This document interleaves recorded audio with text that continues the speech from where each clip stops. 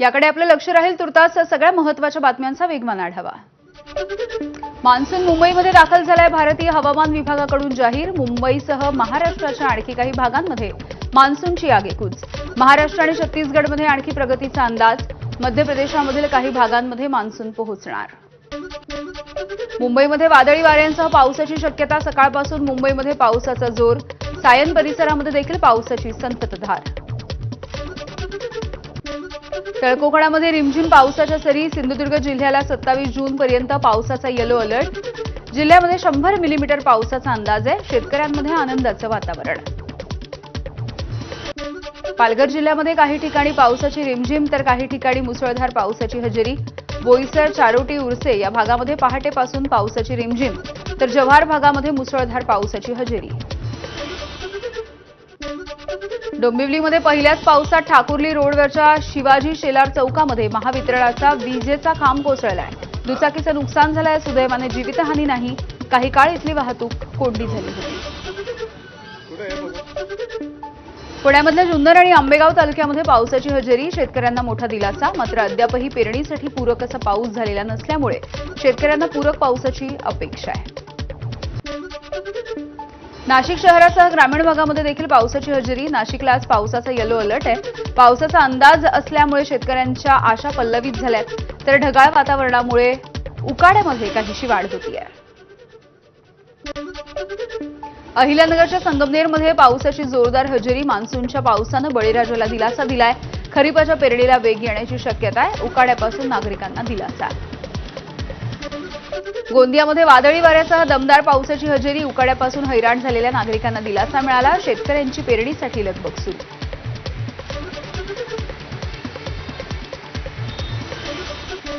रायगडमध्ये देखील पावसाची रिमझिम। दक्षिण भागामधल्या माणगाव, म्हसळा, महाड, पोलादपूर या तालुक्यामध्ये पावसाच्या हलक्या सरी बरसतायत। आज हलक्या ते मध्यम स्वरूपाच्या पावसाचा इशारा देण्यात आला। नाशिकच्या येवला परिसरामध्ये मान्सूनच्या आगमनामुळे बळीराजा सुखावला। खरीपाच्या पेरणीसाठी बी बियाण्यांच्या खरेदीसाठी शेतकऱ्यांची बाजारपेठांमध्ये गर्दी। कमी दिवसांमध्ये येणाऱ्या पिकांना शेतकरी प्राधान्य देत आहेत। दोन्ही शिवसेना एकत्र आल्या पाहिजेत। महाराष्ट्र धर्मासाठी दोन्ही शिवसेना एकत्र येणं हे गरजेचं आहे। शिवसेनेचे आमदार बच्चू कडू यांचं मोठं विधान। आखरी एखाद्या वादळात घर कोसळल्यावर निवळ वादळाचा दोष नसतं, घर कच्चं पण असतं। म्हणून फुटणाऱ्यावर दोष देत असताना आपले काही सुधारणा होणं गरजेचं आहे। मी तर म्हणतो दोन्ही शिवसेना एकत्र आल्या पाहिजे, महाराष्ट्र धर्म वाढवला पाहिजे अशा अपेक्षा आहे। दोन्ही शिवसेनेने एकत्र येण्याच्या संदर्भात कुठलीही चर्चा नाही। बच्चू कडू यांच्या दोन्ही शिवसेना एकत्र येण्याच्या विधानावरती संजय शिरसाट यांची प्रतिक्रिया। आता बच्चू कडूचं काय मत आहे ते त्याचं मागेही त्यांनी वक्तव्य केलं होतं। परंतु आता ह्या वक्तव्यावर एकनाथ शिंदे साहेब काय जो काही निर्णय घ्यायचा तो घेतील, परंतु अशा कोणत्याही चर्चा सध्या तरी आमच्या कुठं नाही। मोदी शहांचे तळवे चाटणारे शिवसैनिक होऊ शकत नाहीत। ठाकरेंच्या शिवसेनेचे आमदार अंबादास दानवेंचा एकनाथ शिंदेंवर निशाणा।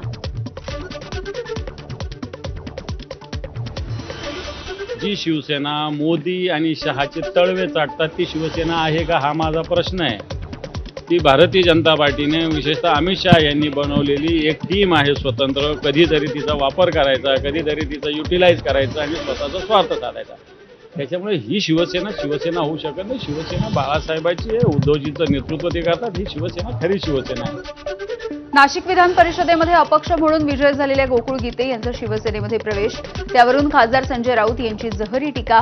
गोकुळ गीते यांना एकनाथ शिंदेंनी 2 तासामध्ये विकत घेतलं। संजय राऊत यांचा गंभीर आरोप। भारतीय जनता पक्षाची सर्व मतं गोकुळ गीतेंना पडली, पण पुढल्या 2 तासात गोकुळ गीतेंना विकत घेऊन त्यांनी आपल्या पक्षामध्ये आणले।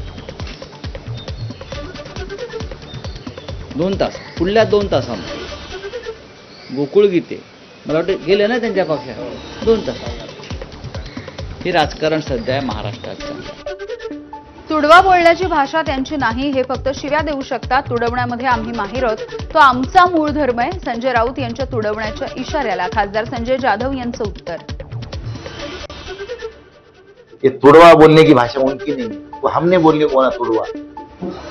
ये क्या तुड़वाएंगे, एक भी किसी को गाली नहीं दे सकते हो, किसको फायदा? खासदार को गाली दे रहे हो, इतने बड़े आदमी अपने बरोबरी के सांसद को गालियां देना, ये कोई गलत सही बात है क्या? तो ये जरा सोच समझ के उन्होंने बात करना चाहिए, और तुड़वा गिड़वा उनके मुंह से शोभा नहीं देता। वो लिख के कुछ बोल सकते, किसके ऊपर एलिगेशन करना वो उनका काम है, तुड़वा गिड़वा उनका काम नहीं है। हम तुड़वा करने के लिए हम तो भाई उसके न्याय वाले हम के नहीं, वो तो हमारा मूल धर्म है हमारा, वो तो हम उसमें की माहिर है हम। संजय राऊत हे सध्या केवळ शिवीगाळ करतात, काही दिवसांनी ते दगडही मारताना दिसतील. मंत्री गिरीश महाजन यांची टीका, तर लोक राऊतांच्या भूमिकेमुळे पक्ष सोडतायत. खासदार फुटीवरती महाजनांचा राऊतांना टोला. रायगड जिल्ह्यामध्ये ठाकरेंच्या शिवसेनेला आणखी एक धक्का बसणारे श्रीवर्धनचे ठाकरेंचे शिवसेनेचे नगराध्यक्ष अतुल चोगले हे आज शिवसेनेमध्ये प्रवेश करतायत. उपमुख्यमंत्री एकनाथ शिंदे यांच्या नंदनवन या निवासस्थानी पक्षप्रवेश होणार आहे. नांदेड जिल्ह्यामधल्या भोकरमध्ये 6 बंडखोर खासदारांची प्रतिकात्मक अंत्ययात्रा. शिवसेनेमध्ये प्रवेश करणाऱ्या 6 खासदारांच्या विरोधात ठाकरेंच्या शिवसेनेचं जोडे मारो आंदोलन. बंडखोरी करणाऱ्या खासदारांच्या विरोधात घोषणा. धाराशिवमध्ये देखील खासदार ओमराजे निंबाळकर यांच्या विरोधामध्ये शिवसैनिक आक्रमक झाले. नळदुर्ग इथे जोडे मारो आंदोलन करण्यात आलं.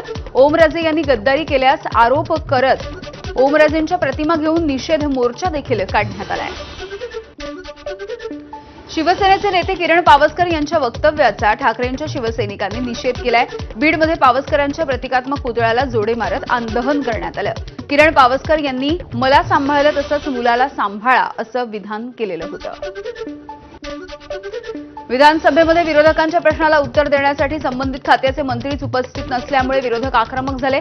एकनाथ शिंदेंकडे असलेल्या खात्यांच्या संबंधित प्रश्नांची उत्तरं ही त्यांनीच द्यावी, राज्यमंत्र्यांनी देऊ नये. आदित्य ठाकरे यांची आक्रमक भूमिका. या मागणीसाठी विरोधकांनी सभात्याग केला. एकनाथ शिंदेंनी जी खाती रडून घेतली त्या संदर्भात उत्तरं द्यायला हवीत. जनतेच्या प्रश्नाला उत्तरं का दिली जात नाहीत? आदित्य ठाकरेंचा सवाल.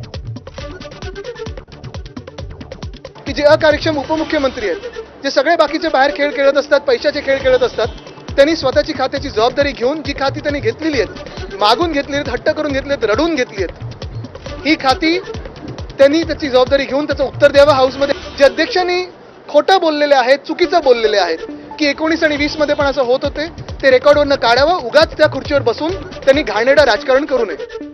आदित्य ठाकरेंच्या टीकेला एकनाथ शिंदेंचं उत्तर. कालच्या झटक्यामुळे मानसिक संतुलन बिघडले, त्यामुळे आदित्य ठाकरे काहीही बोलत असल्याचा एकनाथ शिंदे यांचा पलटवार. सर्व प्रश्नांची उत्तरं आहेत, सभागृहामध्ये उपस्थित राहण्याचं देखील आव्हान. स्वतः मंत्री असतात, मी स्वतः येतो, मुख्यमंत्री स्वतः येऊन उत्तर देतात, आणि त्यामुळे हे कलेक्टिव्ह आमची रिस्पॉन्सिबिलिटी आहे, जबाबदारी आहे. त्यामुळे काय आता काय झालंय, त्यांच्याकडे मुद्दे नाही आहे, ते डेस्परेट झालेले आहेत, फ्रस्ट्रेट झालेले आहेत, आणि आता त्यांचं मानसिक संतुलन बिघडलेलं आहे. राज्यामध्ये 4 महिन्यात 254 कोटी रुपयांचं ड्रग जप्त करण्यात आलंय. सरकारची विधानसभेमध्ये माहिती. तर जानेवारी ते एप्रिल या कालावधीमध्ये अंमली पदार्थ बाळगल्याच्या प्रकरणी राज्यामध्ये 1142 गुन्हे दाखल. ड्रग्सच्या प्रकरणामध्ये अनेकांना अटक, मात्र गुन्हा एका दोघांवरती. तर पोलिसांची मोठ्या प्रमाणावरती हप्तेखोरी सुरू आहे. शरद पवार यांच्या राष्ट्रवादीचे आमदार जयंत पाटलांचा आरोप. ड्रग्सशी संबंध असणाऱ्या पोलिसांना निलंबित करण्याची जयंत पाटील यांची मागणी. पोलिसांच्या प्रोटेक्शनशिवाय ड्रग्सचा व्यापार अशक्य आहे. ड्रग्सच्या प्रकरणामध्ये जितेंद्र आव्हाड यांचा गंभीर आरोप. पोलीस स्टेशनच्या वरिष्ठ अधिकाऱ्याला जबाबदार धरा अशी आव्हाडांची मागणी आहे. तर ड्रग्सच्या प्रकरणावरती वरिष्ठ पोलीस अधिकाऱ्याला जबाबदार धरणार असल्याचं मुख्यमंत्र्यांचं प्रत्युत्तर. अशोक खरात विरोधामध्ये एकूण 17 गुन्हे दाखल आहेत. मुख्यमंत्री देवेंद्र फडणवीस यांचे विधानसभेत लेखी उत्तर. खरातच्या प्रकरणामध्ये 12 गुन्ह्यांचा तपास एसआयटीकडे वर्ग. तर 8 गुन्ह्यांचा तपास पूर्ण होऊन दोषारोपपत्र न्यायालयामध्ये सादर केल्याची मुख्यमंत्र्यांची माहिती. एसटी कर्मचाऱ्यांच्या महागाई भत्त्यामध्ये वाढ. एसटी कर्मचाऱ्यांचा महागाई भत्ता 53% आता 58%वर. परिवहन मंत्री प्रताप सरनाईक यांची माहिती. तर महागाई भत्ता वाढवल्यामुळे 45 कोटी रुपयांचा भार पडणार, मात्र कर्मचाऱ्यांच्या हितासाठी निर्णय घेतला, सरनाईकांची प्रतिक्रिया. शिवभोजन थाळीसाठी सरकारनं 150 कोटी रुपये दिले, तर जुनी 216 कोटींची थकबाकी देऊन हे वरचे पैसे दिल्याची मंत्री छगन भुजबळ यांची माहिती. वरळीमधल्या 14 झुणका भाकर केंद्रांचा बीडीडी चाळ पुनर्विकास प्रकल्पामध्ये समावेश करावा, आमदार सुनील शिंदे यांचा प्रस्ताव. तर मंत्रिमंडळाच्या समोर म्हाडाने स्वयंस्पष्ट परिपूर्ण प्रस्ताव शासनाला सादर करावा असे निर्देश दिलेले आहेत. उपमुख्यमंत्री शिंदेंची लेखी उत्तरामधून माहिती. सोनं आणि चांदीच्या दरांमध्ये आजही मोठी घसरण. सोन्याच्या दरांमध्ये प्रतितोळा 2,000ची घसरण. सोनं 1,44,500 रुपयांवर, तर चांदीच्या दरामध्ये प्रतिकिलो 12,000 रुपयांची घसरण. चांदी प्रतिकिलो 2,03,000 रुपये. अहिल्यानगरमध्ये शरदचंद्र पवार पक्षाचे खासदार निलेश लंके यांच्या नेतृत्वाखाली पारनेर तहसील कार्यालयावरती मोर्चा निघाला. ट्रॅक्टर, बैलगाडी, शेळ्या, मेंढ्या हे सगळं घेऊन शेतकरी मोर्चात सहभागी झाले. कर्जमाफीसाठी विविध मागण्यांसाठी शेतकरी आक्रमक झालेले आहेत. हिंगोलीच्या पिंपरी बुद्रुक आणि कृष्णापूरमधल्या अतिवृष्टीच्या नुकसान भरपाईच्या वाटपामध्ये मोठा गैरव्यवहार झालाय. शासनाकडून मंजूर झालेला निधी शेतकऱ्यांच्या ऐवजी भलत्याच व्यक्तींच्या खात्यावरती जमा झाला असा आरोप आहे. तर काही व्यक्ती भूमिहीन आहेत आणि काही जण त्या गावचे रहिवासीच नसल्याची माहिती आहे. आमच्या गावात काही ठराविक लोकांनी एका गट नंबरवर 4-4 लोक बेघर लोक भूमिहीन लोकांची नावं घेतलेली आहेत आणि त्याने अनुदान उचललंय. त्याच्यात आज आम्ही आलेले सर्व शेतकरी जवळपास आम्ही सर्व या ठिकाणी पात्र लोक आलेले आहोत. आम्हाला 1 रुपया भेटला नाही. चौकशी करून आम्हाला सुद्धा मिळण्यात यावं. आमच्या गावात जो प्रकार घडलेला आहे खरडणीविषयीचा, याच्यामध्ये आम्ही आजपर्यंत वारंवार तातडीचे समजा की आमच्या चौकशी व्हावं. हे जे काय खरडणी झालेली आहे, शेतकऱ्याला या लाभापासून वंचित राहिलेले जे समजा याच्यामध्ये कोण कृषी साहेब आणि तलाठी साहेब यांनी बोगस पंचनामे केले. नांदेडमध्ये एक्सपायरी डेट निघून गेलेली औषधं विकणाऱ्या मेडिकलवरती अन्न आणि औषध प्रशासनाची मोठी कारवाई. तोष्णीवाल मेडिकलचा परवाना रद्द करण्यात आला. नायगावमधल्या एका नागरिकानं तक्रार दाखल केली. नागपूरमध्ये ओला उबर ॲपवरती टॅक्सी चालवणाऱ्या चालकांच्या संपाला हिंसक वळण. बाईक टॅक्सीच्या विरोधात चालकांचा संप. नरेंद्रनगर भागामध्ये सुयोगनगर परिसरात टॅक्सीच्या काचा आंदोलकांनी फोडल्या. एका टॅक्सी चालकाला मारहाण करण्यात आली. डहाणू विधानसभेचे आमदार विनोद निकोले यांच्या मार्गदर्शनाखाली स्मार्ट मीटरच्या सक्तीच्या विरोधात डहाणूमध्ये आंदोलन झालंय. हजारो वीज ग्राहकांची महावितरण कार्यालयावरती धडक देऊन टाळाठोको आंदोलन करण्यात आलं. वाढीव वीज बिलं, वारंवार खंडित होणारा वीज पुरवठा आणि स्मार्ट मीटरच्या विरोधात आक्रमक भूमिका. पुण्यातल्या लोहगडाच्या दरीमध्ये पडून केतन अग्रवाल याचा मृत्यू झाला. मात्र केतन याचा मृत्यू पाय घसरून नाही तर त्याला धक्का दिल्यामुळे झाल्याचं पोलिसांच्या चौकशीमधून समोर येत आहे. त्याच्या होणाऱ्या बायकोनंच प्रियकराच्या मदतीनं केतनला दरीमध्ये ढकललं अशी माहिती देखील मिळतेय. पोलिसांनी या सगळ्या संदर्भात 2 जणांना चौकशीसाठी ताब्यात घेतलंय. जळगावच्या धरणगावमध्ये 2 दुचाकींची समोरासमोर धडक. 3 जणांचा जागीच मृत्यू झालाय. पाळधी नजीक सावदा रिंगणगाव इथल्या रस्त्यावरची ही घटना आहे. किरण राक्षे मराठे, चेतन पाटील आणि प्रदीप निकम अशी या मृत्यू झालेल्यांची नावं आहेत. नंदुरबारमधल्या समाज कल्याण विभागाच्या वसतिगृहामधल्या विद्यार्थिनींच्या आरोग्याशी खेळ करण्याचा प्रयत्न. विद्यार्थिनींच्या जेवणामध्ये आणि पाण्यामध्ये अपायकारक द्रव्य मिसळवण्याची कर्मचाऱ्यांची रेकॉर्डिंग व्हायरल झाली आहे. विषप्रयोग करण्याचा प्रयत्न असल्याचा विद्यार्थिनींचा आरोप आहे. कारवाईसाठी विद्यार्थिनींनी जिल्हाधिकारी कार्यालयामध्ये ठिय्या आंदोलन केलंय. सोशल मीडियावरून पिस्तुलाची खरेदी विक्री करणाऱ्या बबलू याला अखेर अटक करण्यात आली. पुणे पोलिसांच्या गुन्हे शाखेनं लातूरमध्ये कारवाई केली. इन्स्टाग्रामवरती फोटो अपलोड करून तो पिस्तुलांची खरेदी विक्री करायचा. आरोपीकडून 5 पिस्तुलं आणि 7 जिवंत काडतुसं जप्त. बीडच्या माजलगावमध्ये एका हॉटेलच्या बाहेर तरुणावरती प्रेम प्रकरणामधून हल्ला झालाय. मुलीच्या भावासह एकूण 4 जणांनी 22 मे रोजी चाकून हल्ला केलाय. तरुणाच्या डोक्याला, हाताला आणि पायाला गंभीर दुखापत. बीडच्या शासकीय रुग्णालयामध्ये उपचार सुरू आहेत. नाशिकच्या कामगार नगर परिसरामधल्या टेरेसवरती गोणीमध्ये आढळलेल्या मृतदेहाचा उलगडा झाला. वैष्णव शिंदे याची केवळ 9,000 रुपयांसाठी हत्या केल्याचं तपासातून उघड झालंय. पळून जाण्याच्या तयारीमध्ये असलेला आरोपी कृष्णा दुसाने याला अटक झाली आहे. बीडच्या केजमध्ये भांडण सोडवण्यासाठी गेलेल्या तरुणाच्या पोटामध्ये चाकू खुपसण्यात आला. हत्येची ही घटना सीसीटीव्हीमध्ये कैद झाली. विलास घुले असं हत्या झालेल्या हॉटेल चालकाचं नाव आहे. 8 ते 9 जणांनी विलास घुले याला मारहाण केली आहे. पुण्यातल्या मंतरवाडी परिसरामध्ये अज्ञात तरुणाकडून हवेमध्ये गोळीबार. व्यावसायिकाच्या कार्यालयावरती गोळीबार केल्याचं समोर आलं. पिस्तूलमधून 4 गोळ्या झाडल्याची प्राथमिक माहिती. लॉरेन्स बिश्नोई गँगनं गोळीबाराची जबाबदारी स्वीकारली. सोशल मीडियावरती लॉरेन्स बिश्नोई गँगच्या नावानं पोस्ट व्हायरल होतीये. बीडच्या नेकपूर इथल्या भाजीपाला बाजारामध्ये किरकोळ कारणावरून वृद्ध व्यक्तीला लाथाबुक्क्यांनी आणि विटांनी मारहाण झाली आहे. आरोपी राजेश पवारच्या विरोधात गुन्हा दाखल करण्यात आला. मारहाणीचा व्हिडिओ सध्या व्हायरल होतोय. यंदा चांदीच्या रथामधून संत मुक्ताबाईंचा पालखी सोहळा होणार आहे. उपमुख्यमंत्री एकनाथ शिंदे यांच्या मातोश्री गंगूबाई शिंदे यांच्या स्मरणार्थ शिंदेंकडून संत मुक्ताई पालखी सोहळ्यामध्ये चांदीचा रथ देण्यात आलाय.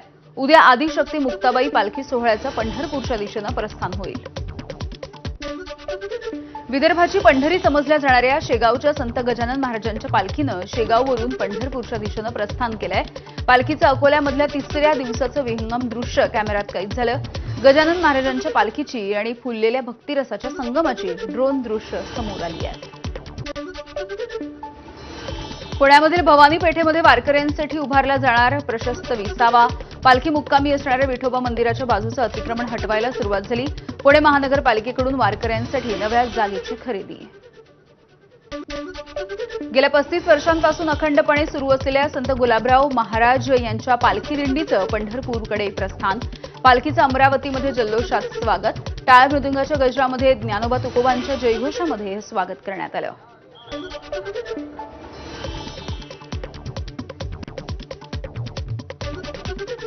इतर काही महत्त्वाच्या घडामोडी जाणून घेऊयात. बातमी आहे फिफा वर्ल्ड कपच्या संदर्भातली. फिफा